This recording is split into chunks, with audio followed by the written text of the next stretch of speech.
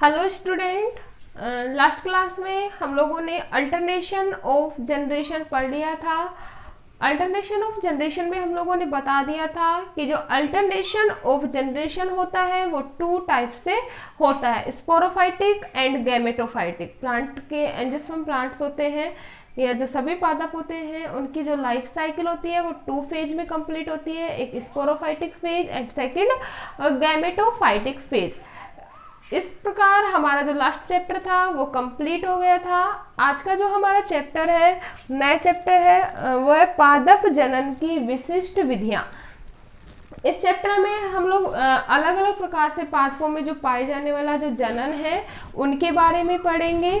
ठीक है, we all know that student, जो नेचुरली या मोस्टली जो प्लांट्स में जो रिप्रोडक्शन की जो कॉमन मेथड है वो टू टाइप से रिप्रोड्यूस होते हैं, या दो प्रकार का उनमें क्या पाया जाता है, जनन पाया जाता है। एक तो पाया जाता है वेजिटेटिव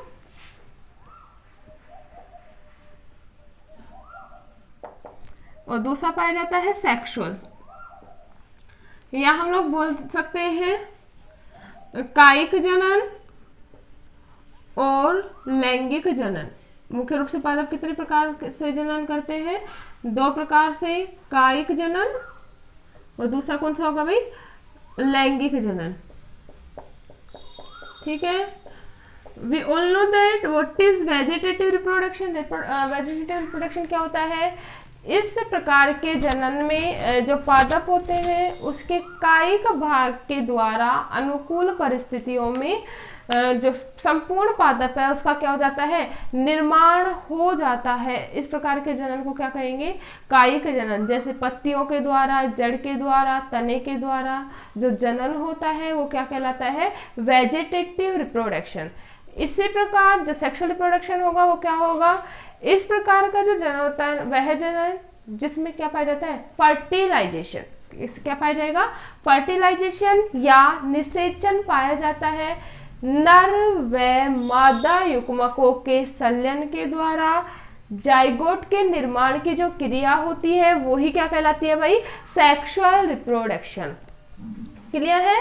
क्या होगी डेफिनेशन, नर व मादा युग्मकों के संलयन के द्वारा। नर व मादा युग्मक में एक पुंगणु और एक अंड के संयुग्मन के द्वारा द्विगुणित जाइगोट के निर्माण की जो क्रिया होगी वो ही क्या कहलाएगी, सेक्सुअल रिप्रोडक्शन। इतना क्लियर है? अब हम पढ़ेंगे वेरियस टाइप के डिफरेंट मेथड या विभिन्न प्रकार के जो जनन की जो विधियां हैं, डिफरेंट मेथड्स हैं उनके बारे में, जिसमें जो फर्स्ट है अपना वो है हम लोग बात करें अगर विशिष्ट जनन की, तो विशिष्ट जनन मुख्य रूप से चार प्रकार का होता है। जनन की विशिष्ट विधियों की, जनन की विशिष्ट विधियां कितने प्रकार से जनन होता है भाई, 4 टाइप से। कौन कौन सा? फर्स्ट होता है असंग जनन, एपोमिक्सिस, असंग जनन। ठीक है, सेकंड जो होता है वो होता है अनिषेक बीजता। अनिषेक बीजता इंग्लिश में बोलते हैं एगैमोस्पर्मी। एगैमोस्पर्मी या हिंदी में बोलते हैं अनिषेक बीजता। थर्ड जो होता है वो होता है micro propagation. Micro propagation Hindi में बोलते हैं सूक्ष्म प्रवर्धन। और जो फोर्थ मेथड है विशिष्ट विधियों का वो है वेजिटेटिव प्रोपगेशन या कायिक प्रवर्धन।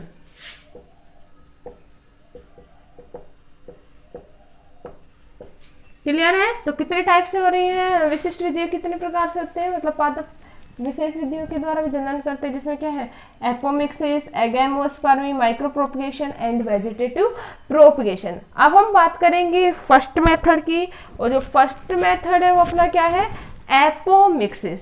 क्या होता है एपोमिक्सिस, फर्स्टली हम लोग जान लेते हैं। तो देखते हैं हम लोग क्या होता है एपोमिक्सिस। जैसा कि नाम है असंग जनन, ए का मतलब बिना, संग का मतलब साथ, जनन का मतलब जनन मतलब निषेचन। ठीक है, ये ट्रिक है याद करने का। मतलब ए के मतलब बिना, संग के मतलब साथ, और जनन का मतलब निषेचन।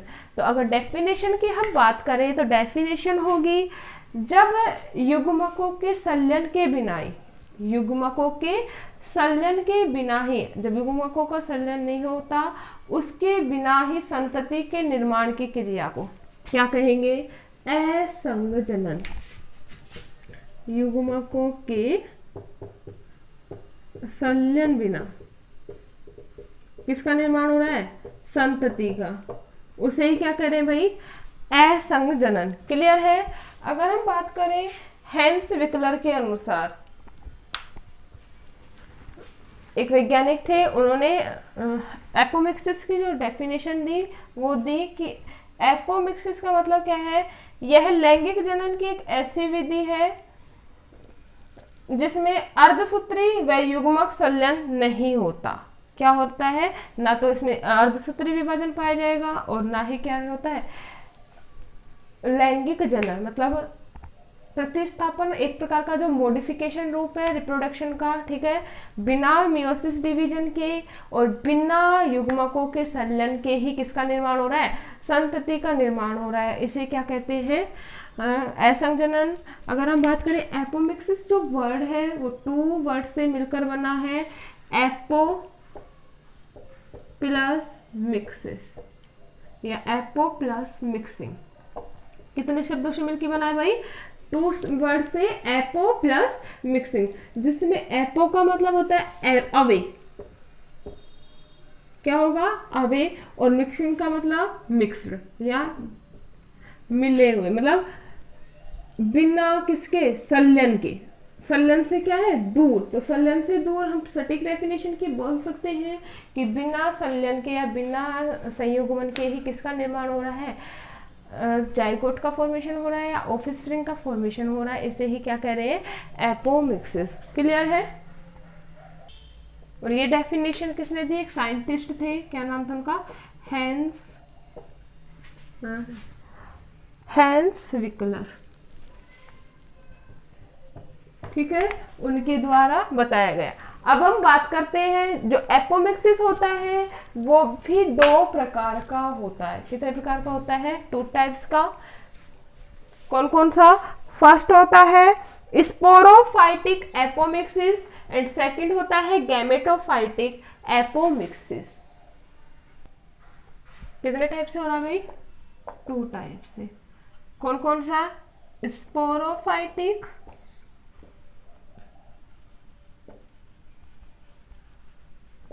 एपोमिक्सिस,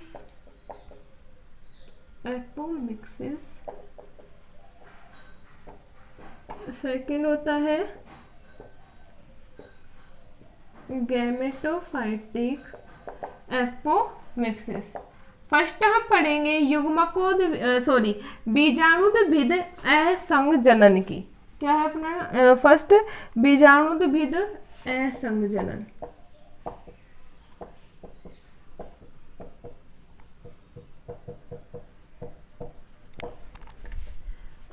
इस प्रकार का जो एपोमिक्सिस होता है उसे एडवेंटेटिव एम्ब्रियोनी भी कहते हैं या अपस्थानिक भ्रूणता। क्या कहते हैं, अपस्थानिक भ्रूणता। क्लियर है। स्पोरोफाइटिक एपोमिक्सिस को क्या भी कह सकते हैं हम लोग, अपस्थानिक भ्रूणता भी कहा जाता है। सबसे इंपॉर्टेंट बात याद रखने की है, we all know that student sporophytic, कौन सा है ये sporophytic, we all know that, हम लोगों ने लास्ट क्लास में भी पढ़ा था, जो स्पोरोफाइटिक जो होता है वो हमेशा कैसा होता है, डिप्लॉइड या द्विगुणित होता है। तो इसमें भी क्या होगा, यह जो एपोमिक्सिस होगी इसमें डिप्लॉइड सेल के द्वारा, किसके द्वारा भाई, डिप्लॉइड सेल के द्वारा किसका निर्माण होगा, भ्रूण का निर्माण होगा या संतति का निर्माण होगा। क्लियर है, किसके द्वारा होगा, डिप्लॉइड, हिंदी में बोलते हैं द्विगुणित, जिसे हम डिनोट करते हैं 2n द्वारा। ठीक है। डिप्लॉइड सेल के द्वारा किसका निर्माण होगा? भ्रूण का। ठीक है, तो अगर हम डेफिनेशन की बात करें, इसमें इस प्रकार का जो एपोमिक्सिस होता है, इसमें बीजांडकार या अध्यावरण की द्विगुणित कोशिका के द्वारा किसका निर्माण होगा? भ्रूण का। किसके द्वारा? बीजांडकार या अध्यावरण की। कौन सी सेल के द्वारा? द्विगुणित कोशिका के द्वारा किसका निर्माण होता है? भ्रूण का। कंडीशन क्या होगी? बिना निषेचन की। किसके द्वारा? बिना निषेचन के बीजांडकाय या अध्यावरण की द्विगुणित कोशिका के द्वारा भ्रूण का निर्माण होता है। वो कौन सा होगा? Sporophytic apomixis. क्लियर है? अब हम बात करेंगे सेकंड क्या अपना? Gametophytic apomixis. हिंदी में बोला जाता है युग्मकोद्भिद असंजनन। जो युग्मकोद्भिद असंजनन होता है वो किसके द्वारा होगा? हैप्लॉइड सेल के द्वारा। किसके द्वारा होगा भाई? हैप्लॉइड सेल के द्वारा या अगुणित कोशिका के द्वारा। हैप्लॉइड सेल, जिसे हम किसके द्वारा डिनोट करते हैं? एन के द्वारा। We all know that student, gametophytic जो फेज होती है वो कैसे होती है? हैप्लॉइड। क्लियर है? याद रखने का ट्रिप है कि हैप्लॉइड फेज कौन सी होती है? गैमेटोफाइट। तो इस प्रकार का जो एपोमिक्सिस होगा उसमें भी अगुणित कोशिका के द्वारा ही किसका निर्माण होगा? भ्रूण का। ठीक है, तो इस प्रकार का जो भ्रूण होता है उसका निर्माण भ्रूण कोश की, किसकी? भ्रूण कोश की एन सेल या अगुणित कोशिका के द्वारा बिना निषेचन के ही किसका निर्माण हो जाता है? एम्ब्रियो का फॉर्मेशन हो जाता है। किसका फॉर्मेशन हो जाता है भाई? एम्ब्रियो का निर्माण हो जाता है। इसे क्या कहेंगे? Gametophytic apomixis. जो गैमेटोफाइटिक एपोमिक्सिस होता है वो भी होता है दो प्रकार का। गैमेटोफाइटिक एपोमिक्सिस कितने टाइप का हुआ? 2 टाइप का। कौन कौन सा? जो फर्स्ट कंडीशन होती है उसमें क्या होता है? अनिषेचित अंड कोशिका से क्या होता है? भ्रूण का निर्माण। अनिषेचित अंड कोशिका